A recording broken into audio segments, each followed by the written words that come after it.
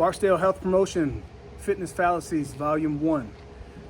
We're going to cover just some myths that are being thrown around by the fitness industry, and bro science is rampant because people want something that is quick and that is now and that is going to make them some money. Usually people are just preying on your insecurities. So there's a couple of ways to look at this. There's a really simple way to view fitness and weight loss and progress is we're gonna focus on a few things: nutrition, resistance training, cardiovascular training, and recovery. Supplementation, that's way down the line, but first we'll focus on resistance training. So resistance training, it should be progressive in nature, and it is a long-term endeavor because it takes a very long time to get strong or to create lean muscle tissue. Unless you are very brand new to the training arena and that you've never trained in your life, you will experience the newbie gains, and it's pretty dramatic when people first start a fitness program because their body is unaccustomed to that work, and it creates a massive response, and it's great.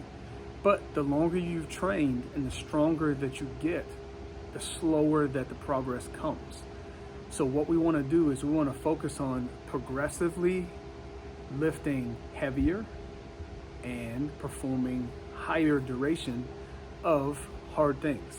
So if you look at it as a run, for example.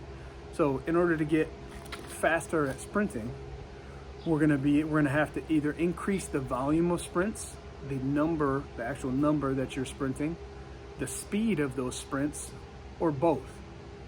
Same thing with getting stronger or creating new muscle tissue. So let's say that you want to grow a butt and you never had one in your life.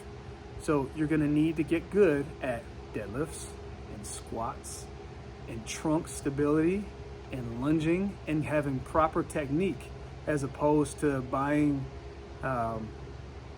the blood pressure cuffs that are going to trap blood in your glutes. Because granted, there's some research that supports that, but it's never going to replace squats and deadlifts and lunges and step-ups and a sensible diet, so that way you can create new lean muscle tissue. And so you see all the Insta famous people and the Shape magazines and the Men Fitnesses and the Flex magazines. The vast majority of those people have been training for an extremely long period of time. And so they are extra dedicated to their fitness in the kitchen. They're extra dedicated to the recovery, both sleeping and making sure that they're getting water and proper nutrition. And then they are very good about showing up and paying the rent at the gym or on the track most days of the week, sometimes multiple times a day. And not everybody wants to be like that, but what we're getting right now is we're getting people that are getting taken advantage of because they see somebody on their social media feed that looks excellent, but they don't know the background that it takes to get to that. So this is the best way to clear this up. And if you keep following this channel, you'll keep picking up little things here and there, and that you can adapt it to the life that you want to live.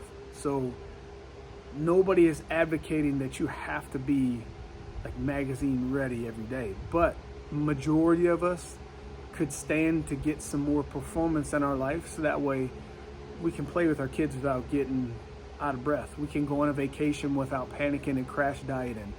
We can go do enjoyable life activities and not feel like we're 80 years old because of joint pains and then pulling hamstrings when we're just trying to play a game of horseshoes. Or not horseshoes, now it's, no, what is that game called? It's, cornhole. It's called cornhole. We're just playing a game of cornhole. So, progressive resistance, meaning if you, let's say for 2 weeks you had squats for a set of 12. And then, okay, and it's at 100 pounds. On the third week, you're gonna keep that same set of 12 and you're gonna have 105 pounds, 110 pounds. Or you can keep the weight relatively heavier and go down for 8 reps. And now you can go 120 pounds for 8 reps. So what we want to do is, over time, you want to take whatever you've been doing and incrementally ratchet it up until you are a better, stronger, fitter person because of it. And so anything that promises, dramatic results in 14 to 21 days is absolutely crazy, and you're gonna waste your money.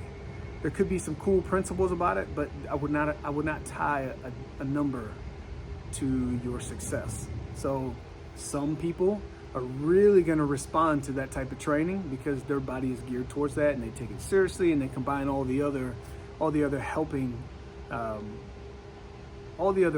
factors into that. They're sleeping, they're eating, they're keeping their stress down, they're not drinking a case of beer a night. I mean, all of those things go into that.